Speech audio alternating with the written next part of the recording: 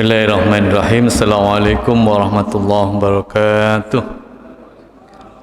Rabbi israh li sadri wa yassir li amri wahlul 'uqdatam min lisani yafqahu qawli. Amma ba'du, Bapak Ibu hadirin sekalian, mari kita lanjutkan kajian kita terkait dengan kitab Bulughul Maram.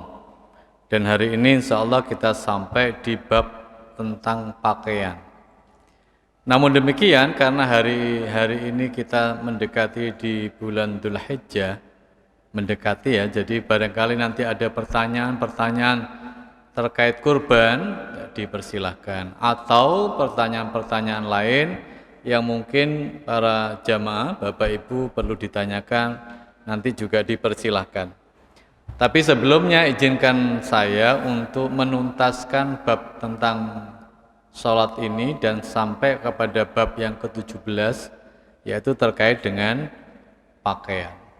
Nah, hadirin sekalian, sebetulnya fokus utama dari bab pakaian itu keluar dari bab terkait dengan najis ya. Kalau najis kan kita sudah selesai karena kita sudah pernah bahas di bab tentang toharoh.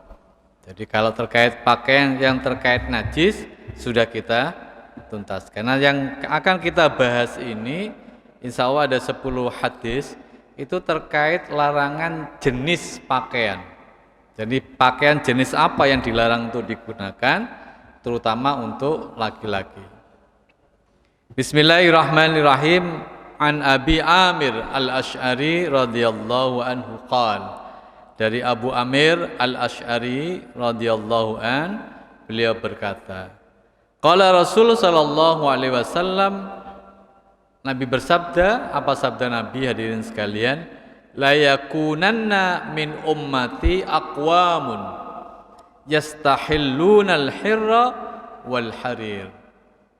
Dan ucapan Nabi ini sepertinya sudah jadi kenyataan. Apa kata Nabi? Sesungguhnya akan ada di antara umatku. Ada di antara umatku. Berarti termasuk yang dimaksud adalah orang muslim ya. Kaum atau golongan yang menghalalkan kemaluan dan sutra. Riwayat Abu Dawud dan asalnya dari Bukhari. Jadi yang dimaksud pakaian di sini kan ada dua macam. Yang pertama pakaian secara fisik nyata ya. Itu yang nanti akan dibahas terkait dari bahan bakunya ya. Bahan bakunya ini harus halal, tidak boleh haram. Yang kedua, makna pakaian yang dimaksudkan Nabi di sini adalah pakaian tidak nyata, yaitu pakaian yang kita sebut dengan takwa. Takwa itu pakaian juga. Libasut taqwa. Pernah dengar ayatnya ya? Libasut taqwa. Jadi kalau seandainya seseorang itu tidak menghiasi dirinya dengan takwa, jadi pemahaman pakaian yang kedua, pakaian dalam arti abstrak ya. Jika ada seseorang yang tidak menghiasi dirinya dengan ketakwaan, walaupun dia pakainya menutup sekalipun, maka seolah-olah dianggap tidak berpakaian. Ya.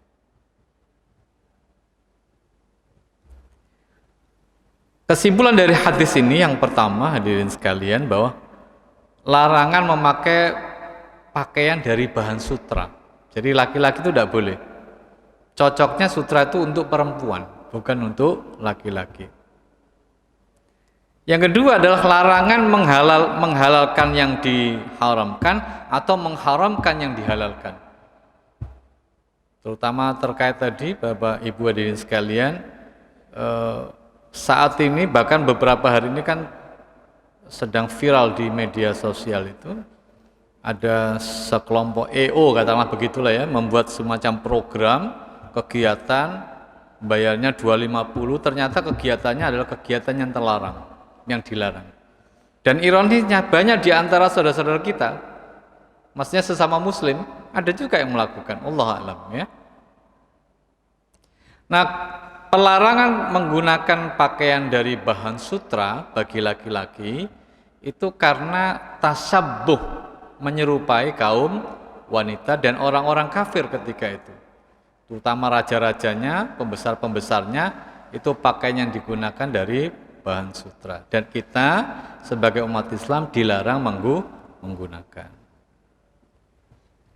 Hadis yang kedua, Wa an Hudzaifah radhiyallahu anhu qal, dari Hudzaifah beliau berkata, nahan nabiyyu an nasraba fi aniyatid dhahabi wal fiddati.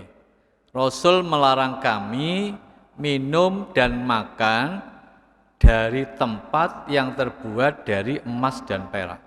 Ini tidak boleh.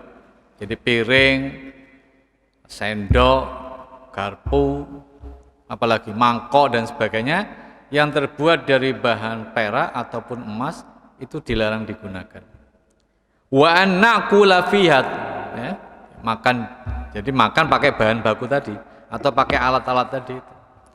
Wa an lubsil hariri wad-dibah wa an najlisa alaihi. Termasuk di dalamnya kami dilarang memakai pakaian dari sutra, baik yang tipis maupun tebal, dan duduk di atasnya.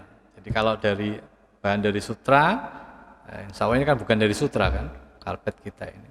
Insya Allah tidak menyalahi aturan. Saya waktu itu ditanya jamaah, ini keluar dari hadis ini ya. Ada mubalik yang mengatakan bahwa kalau seandainya ibu itu pakai, terutama untuk ibu ya, mukena itu kan biasanya kalau sujud itu kan mukenanya terhampar begitu. Ada yang mengatakan menghalangi tempat sujud, sehingga katanya tidak boleh. Sebetulnya makna tidak boleh itu, hadirin sekalian, bukan itu, bukan tempat sujudnya, tapi anggota atau bagian dari anggota tubuh kita ini yang tidak boleh dihalangi. Apalagi dulu kalau kita melihat bahwa sejarah ya, masjid-masjid Nabi kan tidak ada keramiknya. Dari apa Bapak Ibu? Ya tanah begitu aja. Ya. Dan bayangkan karena masjid Nabi itu dari tanah, itu kira-kira ono garisnya enggak? Ya gak ono. Nah, kita di sini Masya Allah di Indonesia terutama masjid-masjid digarisi untuk shopnya tuh. Harapannya supaya lurus, karena itu dulu Nabi itu kalau ngimami dan sahabat ngimami itu mesti sangat streng gitu ya, ngerti streng. Terkait lurusnya apa? Lurusnya jamaah itu. Kenapa? Yo gak ono garise. Jadi bisa menceng-menceng begitu. Kalau kita insya Allah sudah ada batasnya ya, batas-batasnya ini insya Allah sudah berusaha lurus lah.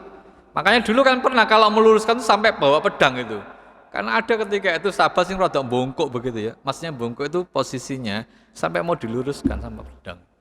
Kalau sekarang kan insya Allah sudah aman lah ya. Namun demikian kan imam masih tetap mengingatkan ya. Terutama sekarang itu yang agak mungkin rapatnya kurang rapat ya, masih benggang dan sebagainya. Tapi kalau lurusnya insya Allah sudah lurus. Nah kembali kepada pertanyaan tadi, itu yang dimaksud itu kalau memang anggota bagian tubuh kita itu yang kita halangi sendiri. Contoh saya pakai kopiah kayak begini. Ini kan apa ini Pak? Jenengnya apa nih? Jidat ini apa tuh? Kening ya bahasa Jawa. Jidat. Itu kan bisa nyampe ke tempat sujud. Kalau rokok tadi tidak boleh, karpetnya ya apalah gak oleh lah. Bukan itu maksudnya. Tapi kita sendiri yang nutup, misalnya begini. Nah, ini sujud piye caranya? Kan tidak bisa, kan terhalang kening saya oleh tempat sujud, itu maksudnya, ya.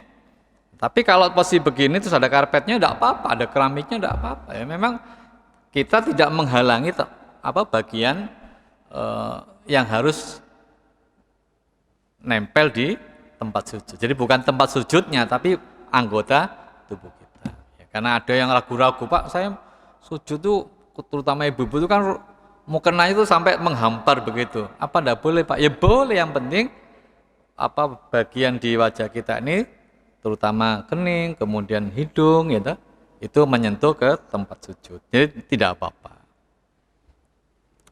Hadis yang kedua, larangan makan, minum atau memanfaatkan tempat makan dan minum yang terbuat dari emas atau perak. Ada enggak jamaah yang punya? Kalau buat pajangan boleh apa enggak Pak? Buat pajangan. Boleh aja mau gawe pajangan, yang dilarang buat makan. Jangan punya mangkok, mbok pirang kilo. 1 kilo emas kok asli Pak. Wah. Tapi hati-hati Pak, jauh sembarangan, sembarangan gondol maling nanti. Emas ya itu ya. Jadi yang dilarang itu untuk makan. Tapi untuk perhiasan simpanan enggak apa-apa. Kalau dipakai Pak, enggak boleh. Ya. Saya pernah jumpa itu ada seorang muslim. Tahu dari mana Pak? Ya memang ini hanya fisiknya ya. Kelihatan waktu itu pakai kopiah Pak. Ya walaupun enggak, sekarang kan banyak juga Pak bukan muslim pakai kopiah ya. Nah, tapi saya berasumsi, jadi kalaunya tuh kayak rantai sepur gede emas, enggak boleh. Ya. Kasihkan aja kepada istri. Ya. Itu pun jangan dipakai semua Pak. Sekarang ini kan jangan pakai begitu kan pun jagani maling ya. Jangan sampai bikin orang itu apa ya Pak ya, tergoda karena kita ini berpakaian atau berpenampilan berlebihan. Tolong sampaikan kepada istri kalau punya emas jadi pakai secukup sekala kadarnya. Ojo digawe untuk kene sampai kene gawe kabeh. Jajan loro. Aduh. Itu memberi kesempatan untuk orang yang tidak bertanggung jawab ya. Hadis yang ketiga, wa an Umar radhiyallahu anhu qala, dari Umar radhiyallahu an, nahan nabiyyu an lubsil harir illa maudi'a isba'aini aw thalasin aw arba'in. Rasul melarang kita memakai pakaian dari sutra kecuali hanya beberapa bagian saja. Misalnya ini baju biasa tapi untuk sakunya saja dari sutra itu tidak apa-apa. Ya. Atau bagian tanda-tandanya begini boleh. Yang penting tidak terlalu banyak. Di sini dikatakan isba'aini au thalathin au arba'in ya. Disebutkan di sini sekedar ya, seperti 1 jari, 2 jari sampai 3 jari. Kira-kira begitu ya. Ada sebagian mengatakan ya kalau misalnya ininya dari sutra masih boleh, sakunya itu artinya bahwa komposisinya tidak boleh banyak. Jadi pelarangan kain sutra itu terkait dengan campurannya ya, begitu banyak atau sedikit. Kalau sekedar 1, 2, 3 itu tidak masalah ya. Nah sekarang yang berikutnya, hadis yang keempat, wa an Anasin radhiyallahu an anna nabiyya rakhasa li Abdurrahman ibn Auf wa Zubair fi qamisil harir fi safarin min hikkatin kanat bihima. Nabi memberi keringanan kepada siapa? Abdurrahman bin Auf dan Zubair untuk memakai pakaian dari sutra ketika bepergian dikarenakan penyakit gatal yang menimpa mereka. Jadi ini karena pakaian yang sutra itu kan halus ya, sehingga sangat sensitif. Kalau ada orang yang yang kulitnya sangat sensitif dengan kain biasa begitu, apalagi kain dengan yang agak kasar begitu, maka boleh menggunakan dari sutra dalam kondisi tertentu ya, karena ada penyakit gatal misalnya. Selain itu tidak boleh, dalam kondisi normal tidak boleh. Jadi rumus agama kita ini Bapak Ibu sebetulnya saya katakan begini ya, desain perintah maupun larangan itu kan desain yang dibuat untuk manusia, untuk kita. Dan dipastikan insya Allah kita ini manusia, terutama umat Islam ini adalah sanggup menjalankan perintah dan sanggup menjauhi larangan. Sehingga ketika ada sesuatu di dua tempat ini, perintah maupun larangan, nanti ada ilahnya. Jika Anda tidak mampu kan menjadi tidak wajib. Seandainya itu perintah. Contoh misalnya, kalau kita bicara haji, apa hukumnya haji itu? Wajib loh ya. Jangan lupa, hukum haji itu wajib. Tapi kan itu masih koma. Terusannya apa? Bagi yang mampu kan gitu kan. Bagi yang tidak mampu ya tidak wajib. Mungkin ada di antara jamaah sampai meninggal, Ustaz, saya sampai setua ini sampai hampir meninggal misalnya, saya kepikiran saya kenapa? Saya tidak bisa haji. Hukumnya gugur karena tidak berkemampuan. Jelas ya? Termasuk kalau kita tidak bisa melakukan itu tidak ada hukum. Ya. Karena insya Allah semua perintah itu bisa dilakukan. Kecuali kalau kita tidak mampu dari kondisi normal, maka secara teori hukum itu boleh ditinggalkan. Perintah itu boleh ditinggalkan. Karena kita tidak mampu. Dan standarnya insya Allah kita sudah mampu. Maka saya ingin tanyakan kepada Bapak Ibu jamaah ini, ada tidak perintah yang tidak bisa kita lakukan? Dalam kondisi normal loh, normal. Ada enggak? Enggak ada. Insya Allah semua bisa kita lakukan. Ya. Demikian pula larangan. Ada enggak larangan yang tidak bisa kita tinggalkan dalam kondisi normal? Kalau enggak mau ya urusan lain loh ya. Kalau enggak mau ya itu urusan. Tapi secara normal, insya Allah larangan bisa kita tinggalkan. Ya, dalam kondisi normal. Jadi yang dibolehkan tadi kalau ada udzur, enggak ada udzur enggak boleh. Ya. Sekarang hadis yang kelima. Wa an Ali bin Abi Thalib radhiyallahu an qal, dari Ali bin Abi Thalib radhiyallahu an, beliau berkata, kasanin nabiyyu khullatan sayara'a fa kharastu fiha. Nabi pernah memberiku pakaian dari campuran sutra. Lalu aku keluar menggunakan pakaian itu. Fara'aitul ghadaba fi wajhihi. Kemudian aku lihat kemarahan Nabi di wajahnya. Fasaqaqtuha baina nisa'i. Kemudian aku berikan pakaian itu kepada wanita-wanita yang ada di rumahku. Mungkin Bapak Ibu bertanya, Nabi kok ngasih pakaian dari sutra, Pak? Karena peruntukannya kan bukan untuk dipakai dalam kondisi normal. Bahkan ada hadis nanti kita bahas bahwa kecuali dalam tadi ada udzur atau dalam perang. Dalam perang malah boleh. Karena nyombongi orang kafir itu boleh malah. Paham ya? Jadi wong kafir itu disombongi. Jangan kita mundur-mundur di depan orang kafir, tidak boleh. Karena Islam itu tinggi, harus kita tunjukkan. Ya. Jangan terus kelihatan di depan orang-orang kafir kita kelihatan rendah, tidak boleh. Justru kita harus Pak? Mendongakkan ini istilah dalam bahasa tata bahasa itu, Pak? Harus rodok begini loh, Pak. Apa itu istilahnya? Ada tuh kosakata peribahasanya. Muttafaqun alaih wa hadza lafdzul Muslim. Jadi ini diriwayatkan oleh muttafaqun alaih tapi aslinya lafadznya dari Muslim. Masih ingat enggak Bapak Ibu apa bedanya muttafaqun alaih sama sahihaini?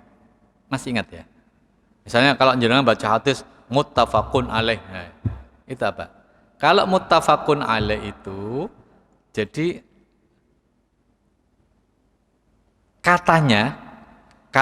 kalimatnya itu bisa berbeda, tapi maksudnya bisa sama. Tapi kalau sahihaini itu baik sanadnya maupun matannya itu sama persis. Jadi kalau riwayat muttafaqun alaih itu boleh jadi lafadznya dari Muslim, ya, sanadnya dari Bukhari. Tetapi dua-duanya punya kedekatan makna. Itu makna muttafaqun. Tapi kalau sahihaini Bukhari dan Muslim meriwayatkan dengan lafadz yang sama, maksudnya matannya sama, perawinya juga sama. Itu bedanya sahihaini. Karena itu kalau Anda baca hadis muttafaqun alaih itu biasanya ada, kalau tidak disebutkan entah itu rawinya maupun matannya, itu boleh jadi diantaranya memang sebagiannya ditulis oleh yang lain. Kalau tidak Bukhari ya Muslim.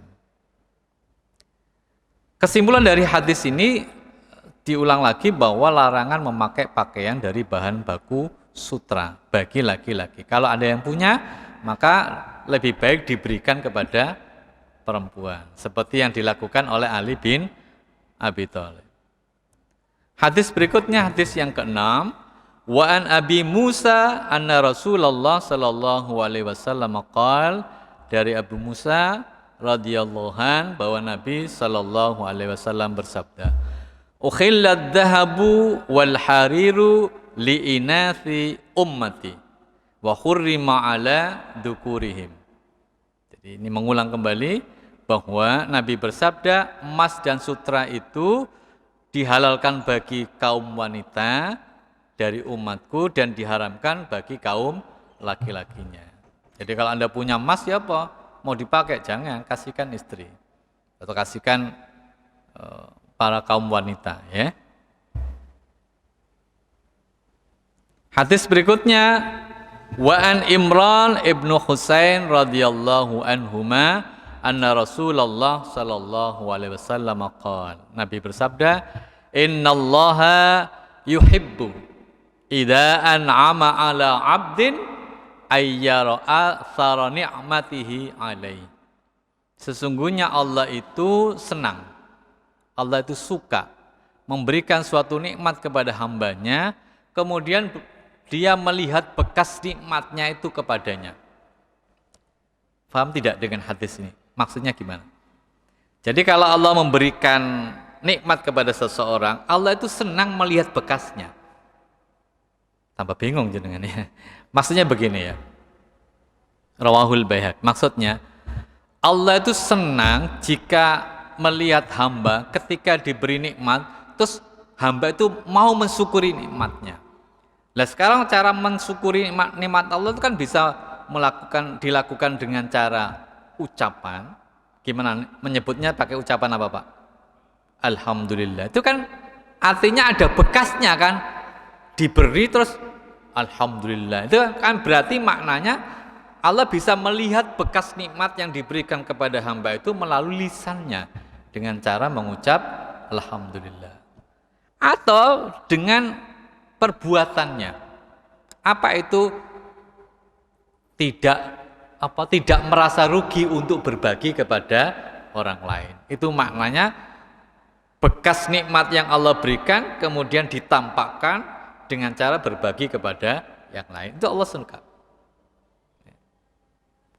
Ya termasuk jenengan, kalau jenengan punya sesuatu ya, misalnya duwe sarung anyar. Karena banyak terus jenengan berikan kepada jamaah misalnya. Terus suatu ketika jamaah itu memakai sarung jenengan yang diberikan, seneng nggak jenengan? Seneng toh? Merasa pemberian Anda itu dihargai. Coba nek jenengan kasih sarung ini terus diterima diuncal gimana Pak? Lara hati enggak? Sakit kan hati kita? Karena itu kalau jenengan tidak suka dengan pemberian seseorang, jangan tunjukkan kepada orang jika ada orang di depannya. Terus gimana? Jadi terima saja. Nanti perkara diberikan orang lain tidak apa-apa. Saya itu tidak suka pakai jam Pak, karena tangan saya itu rada gatel ya. Yang kedua saya sering lupa, kalau tak copot di kamar mandi, aku mesti akeh lali nih. Nah tapi suatu ketika ada orang tuh teman ngasih saya jam tangan, saya terima kasih. Cuman aku gak ngomong, lah apa sampai kayak jam, aku gak seneng, enggak begitu. Tetap tak terima, karena saya tidak suka, saya berikan ke orang lain, enggak apa-apa. Karena barang kalau sudah diberi itu kan milik orang, terserah dia. Paham ya? Ini berlaku untuk zakat juga. Kan ada orang ngomong begini, ada orang, katakan namanya A. Kalau orang itu mustahik itu kan mesti dapat dari mana-mana Pak ya. Toko RT oleh, toko RW oleh, kadang toko masjid oleh ya. Kan begitu Pak ya, orang kalau jadi mustahik itu biasanya dapat dari banyak tempat. Nah suatu ketika si mustahik yang namanya A ini, di rumah itu ada beras kira-kira 3 karung Pak. 3 karung, pemberian dari tempat macam-macam dikumpulkan banyak. Pertanyaannya, berarti tadi itu beras apa Pak? Beras zakat, betul?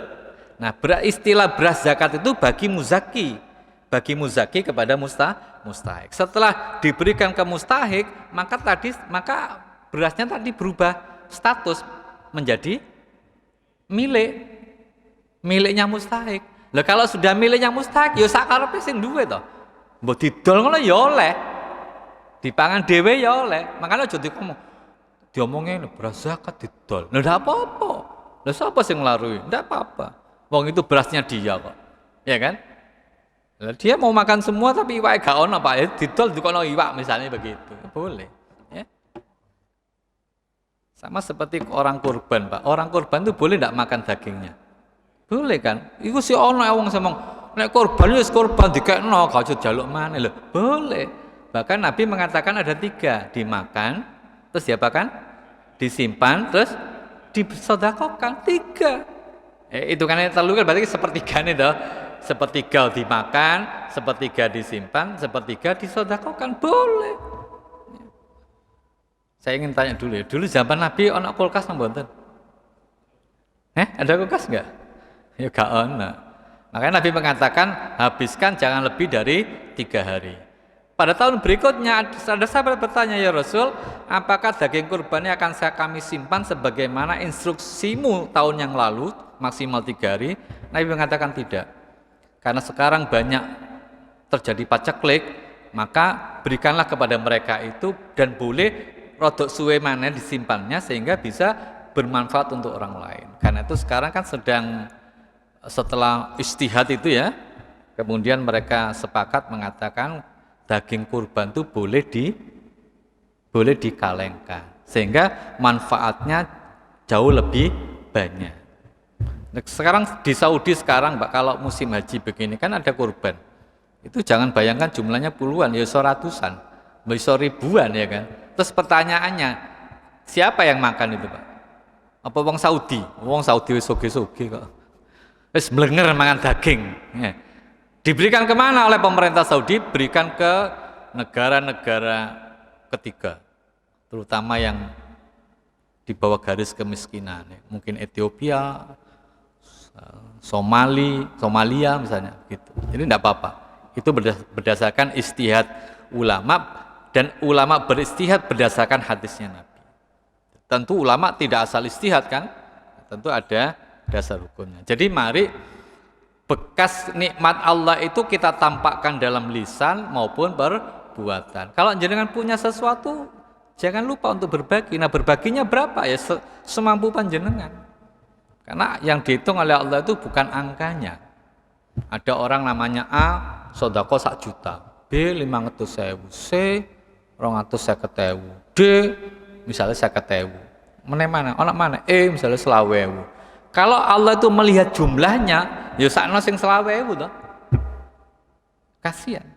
Padahal yang dilihat oleh Allah bagaimana konsekuensi apa yang kita keluarkan. Lah dia kayak duit 1 juta, duit 1 miliar. Ya, wajar.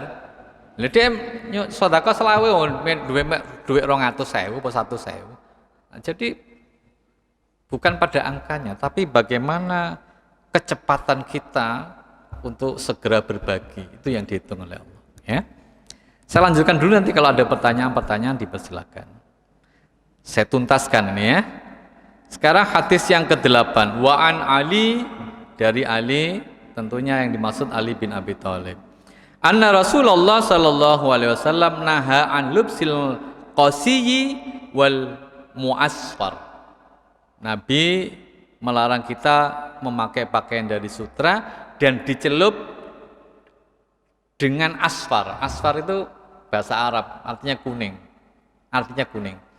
Kuning dalam sini, asfar di sini adalah sejenis tumbuh-tumbuhan ya. Tidak tahu di sini sejenis apa itu. Asfar itu dari tumbuh-tumbuhan, Pak. Tetapi ulama kemudian memberikan sebuah catatan, note gitu ya. Yang pertama jelas haram. Jadi menggunakan pakaian dari sutra kan jelas haram. Tetapi yang kedua, ulama tidak mengharamkan, tapi sampai pada bersepakat pada kata makruh.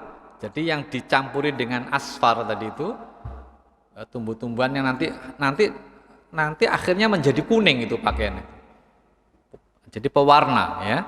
Nah, itu tidak sampai pada haram tetapi makruh ya. Karena memang biasanya yang warna-warna cerah itu untuk wanita biasanya ya. Kalau laki-laki kan agak maco begitu ya, pakainya yang kecuali putih, memang putih itu khusus. Nabi pernah menyampaikan khusus suka pakai baju yang warna putih ya. Wa an Abdullah bin Amr radhiyallahu anhu maqal, dari Abdullah bin Amr radhiyallahu anhu berkata, ra'a alayya an-nabiyyu thawbaini muasfaraini.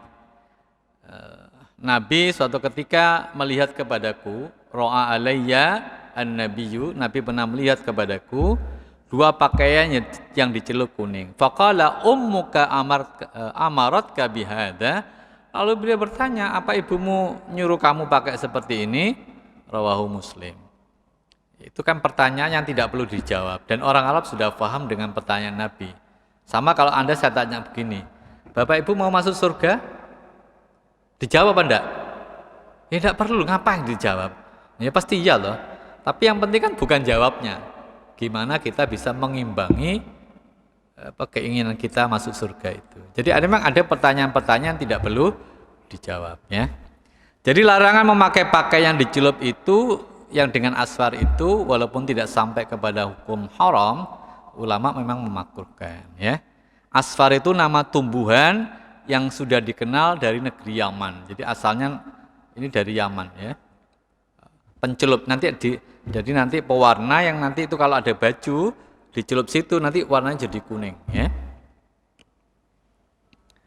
Pakaian yang dicelup dengan asfar waktu itu lebih banyak digunakan oleh kaum wanita. Yang terakhir, nanti kita selingi dengan pertanyaan-pertanyaan. Wa an Asma binti Abi Bakrin radhiyallahu anhuma, dari Asma ini putrinya Abu Bakar ya. Annaha akhrajat jubbata Rasulillah makfufatal jaybi wal kummaini wal farjaini bidibaj. Nah, tadi sudah kita bahas di hadis yang sebelumnya, tapi ini diperjelas lagi bahwa dia pernah mengeluarkan jubah Nabi yang saku ini ya, kemudian dua lengannya ininya dan dua belahannya bersulam sutra. Jadi ada ornamennya atau apa ya istilahnya? Ya ornamen ya, apa? Variasinya itu di sakunya dan ininya, nah, seperti baju saya ini kan beda ini ya. Ini dari sutra. Sehingga ulama mengatakan bahwa kalau hanya variasinya saja boleh. Jadi bukan bajunya. Sebagaimana Nabi yang diriwayatkan oleh Asma binti Abi Bakrin ya. Riwayatnya dari Abu Dawud, asalnya riwayat ini Muslim. Wazada, kemudian ditambahkan kanat ainda Aisyata hatta qubidat faqobat tuha. Kemudian dia menambahkan jubah itu disimpan di tempat Aisyah hingga dia wafat, lalu aku mengambilnya. Jadi pernah disimpan di tempatnya Aisyah. Wa kana an-nabiyyu yalbasuha fa nahnu nagsiluha lil marda nastasfi biha. Nabi SAW biasa mengenakannya ya.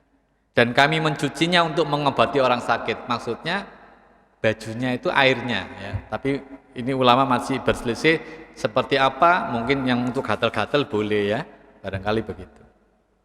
Wazad al-Bukhari fil Adabil Mufrad, jadi ada kitab namanya Adabul Mufrad yang di situ Imam Bukhari mengatakan wa kana yalbasuha lil wafdi wal jum'ati.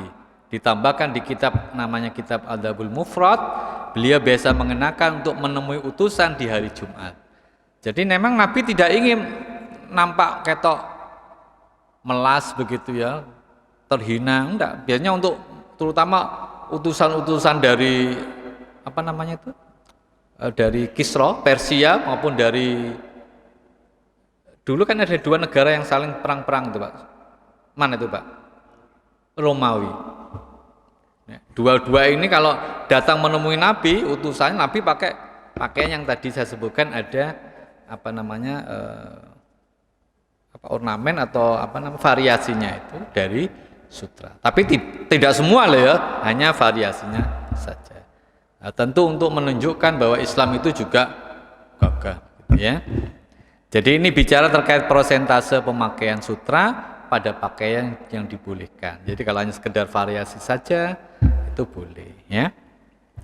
Berhias ketika menyambut tamu ya, itu boleh. Jadi kalau anjirnya kedatangan tamu sebisa mungkin itu, apalagi orang ini kalau di sini kan dulu kaitannya dengan akidah ya.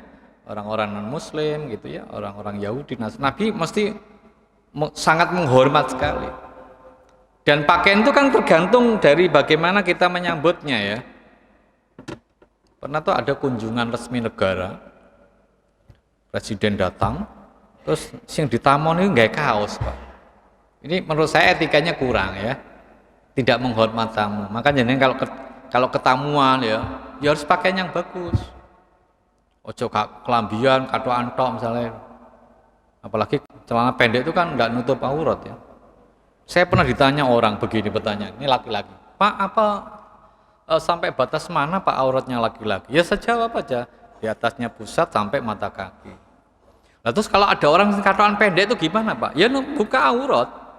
Biasanya kalau kerja bakti itu loh ya kan, banyak teman-teman kita kerja bakti terus celonan pendek. Saran saya tetap aja pakai yang di bawahnya itu, misalnya training kan Enggak apa-apa. Engko kotor Pak, wong kerja bakti gak gelem kotor piye? Ya domba lah. Ya. Nah, seperti itu. Terus saya dicanya lagi, lah itu Pak pemain sepak bola itu Pak. Pemain-pemain Saudi Arabia lah, kataannya pendek ya Pak. Ya saya bilang saja sederhana. Kalau memang ada aturan yang tidak boleh, misalnya tidak boleh pakai training, saya bilang bahwa rumus usul fikihnya begini ya. Kalau kita tidak bisa melakukan 100%, jangan tinggalkan 100%. Maka saran saya kalau celananya pendek ya pakai deker atau kaos kakinya dunggano sampai dukure lutut, kan ada toh?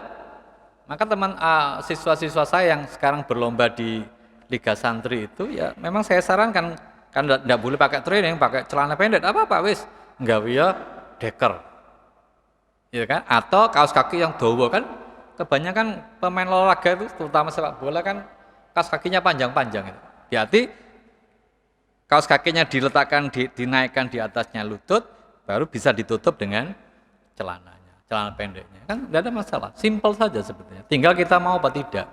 Termasuk saya lihat di SPBU itu pakaian seragamnya kan pendek. Tapi saya lihat teman-teman kita yang bekerja di situ dan berjilbab itu kan pakai deker ya. Nah, itu setidaknya memang apa ya, sebisa mungkin untuk tidak meninggalkan 100% loh. Kalaupun tidak bisa mengerjakan 100% ya, tidak ditinggalkan 100%. Jadi saya pikir ini adalah upaya-upaya mereka untuk ya setidaknya berusaha mendekati kebenaran. Walaupun deker kan tipis ya, memang harus ditutup mestinya. Nah, tapi setidaknya itu sudah berusaha semaksimal mungkin untuk bisa menutupi auratnya. Saya kira cukup sekian untuk kajian kitab Bulughul Maram, karena ini menjelang Idul Adha, barangkali ada sesuatu yang masih ditanyakan terkait Idul Adha dipersilakan. Terutama ya kurban, biasanya kan yang barangkali ada pertanyaan-pertanyaan terkait kurban dipersilakan.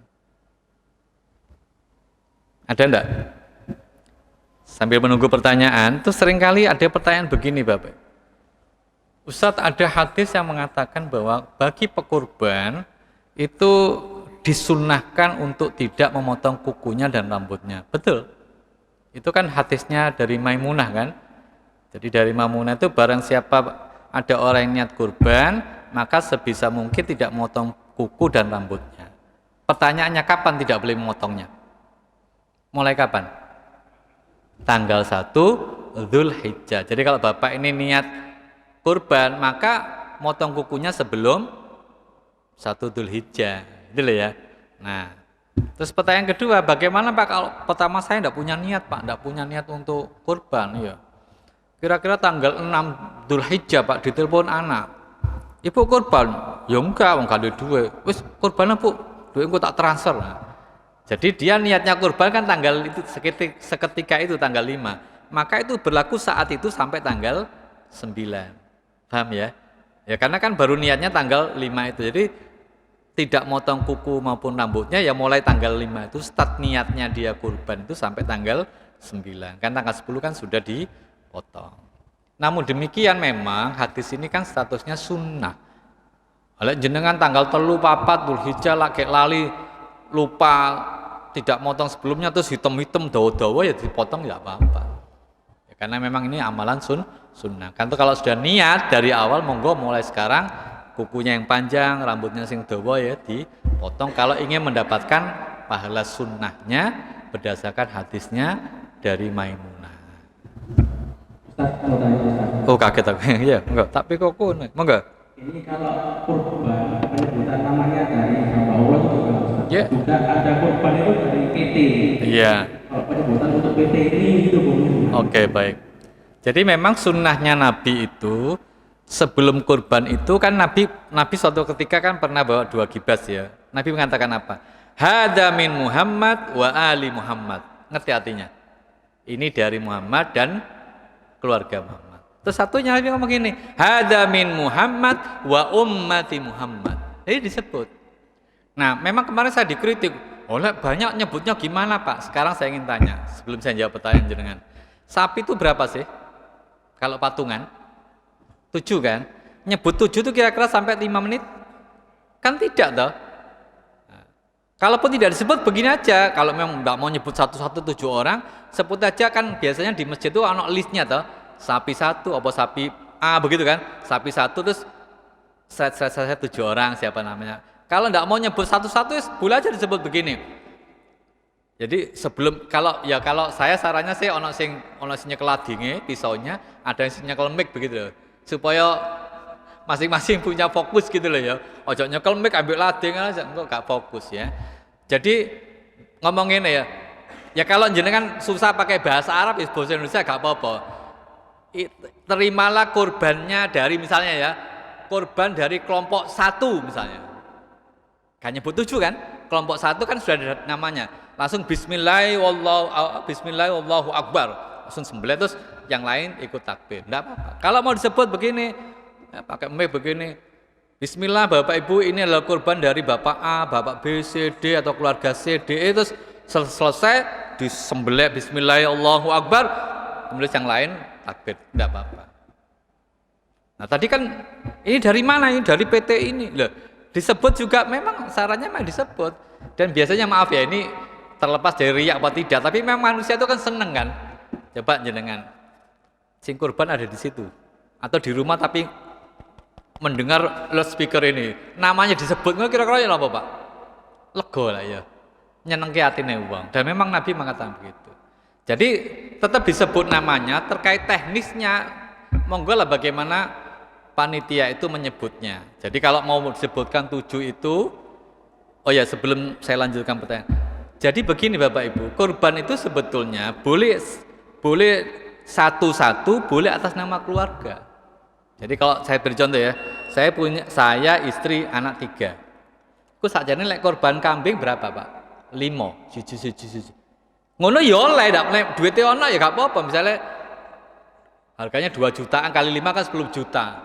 Tapi kalau tidak boleh atas nama kepala keluarga ini boleh. Mbake kok digantoli ambek takmir ditulisi dari siapa? Keluarga Pak Anton misalnya, keluarga Pak Agus. Kalau atas nama keluarga Pak Agus berarti bapaknya kena, istrinya kena, anaknya kena juga. Tidak apa-apa begitu. Kalau punya kemampuan cuman 1 kambing. Jelas ya? Jadi tidak harus 5. Terus ngomong ini, mergo duwe gak cukup ya iki mek 1 tok kambinge. Engko sing saiki aku ya meneh sampean. Enggak perlu begitu. Boleh 1. Termasuk sapi yang 7 tadi, satu patungan, satu kelompok ini boleh atas nama keluarga. Nah, misalnya keluarga 5, itu keluarga 5, keluarga 3. Nah disebut situ kan kesuwen Pak. Ya gasar sebut situ, sebut atas nama keluarganya saja boleh. Atau kalau Anda tidak mau ribet, sapi ini 13 ya Pak, sapi ini 15 ya Pak. Ya sudah, bismillah, ya Allah terimalah kurban dari kelompok A misalnya. Patungan sapi kelompok 1 misalnya. Bismillah Allahu akbar, langsung yang lain takbir boleh. Jelas ya? Enggak apa-apa. Di sini gimana biasanya? Ya begitu ya. Oh iya, enggak apa-apa. Jadi sing belah dhewe ae. Berarti kok gak fokus, Pak. Watire apa maneh sing dibelah ku sapi, Pak. Wah. Ya nek ayam gitu. Ayam kan kalau kita mau syukuran kan enak wong ayam cilik. Sapi ini kayak gak terdas-terdas ya, tenaganya kuat ya. Mendal itu nanti, ya. Gitu. Ada lagi? Ada enggak yang bertanya kalau Pak sapi itu yang dikurbankan atau kambing itu laki atau perempuan? Afdalnya memang laki-laki, tapi kalau tidak ada perempuan juga boleh. Apa analisisnya? Lek wedok aku dibelai bentaun entek. Kayak iso manak-maneng. Jelas ya. Jadi karena itu lebih afdal yang laki-laki. Ada lagi yang bertanya? Cukup? Terima kasih. Assalamualaikum warahmatullahi wabarakatuh.